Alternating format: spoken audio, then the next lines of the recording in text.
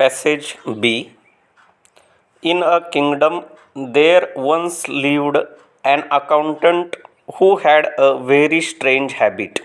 He not only kept the money's account, but he would note down each and everything in his diary. He used to hand his diary around his neck along with a pen. Para. He would write whatever he heard. If people were talking, he would listen and write down their conversation.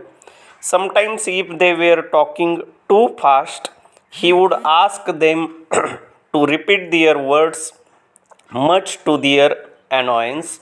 If he heard any sound, he would write down the description of the sound. Many people laughed at his foolishness of writing every little details. Some would get irritated, thinking it was not his business to write down what they said. Others just thought he has a madman. But the accountant continued to fill his diary with all irrelevant information. He had a firm conviction that it would be useful to him one day or the other. Para. One night the accountant was awakened by a strange sound. Dhum. The sound seemed to come from a long way off. As the dhum dhum continued, the accountant counted it.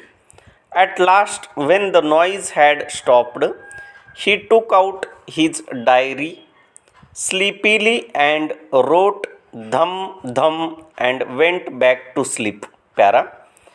The next day, everybody was talking about the great robbery which had taken place at the place of the king.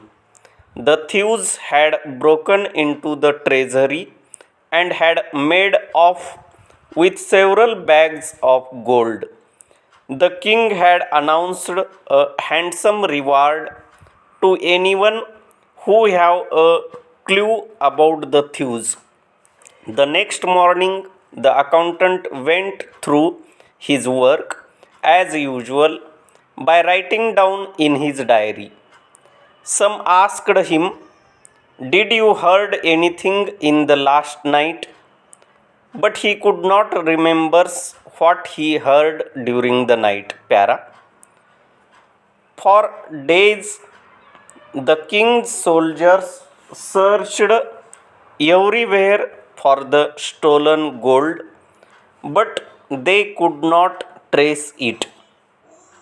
Then one of the ministers told the king that there was a man in town who had the habit of jotting everything in his diary. If at all anyone has any idea of about the theft, it will be him, said the minister. The king sent word to him immediately to appear in the court. The accountant came to the palace, wondering why he had been asked to present himself. He bowed before the king and greeted him with due respect.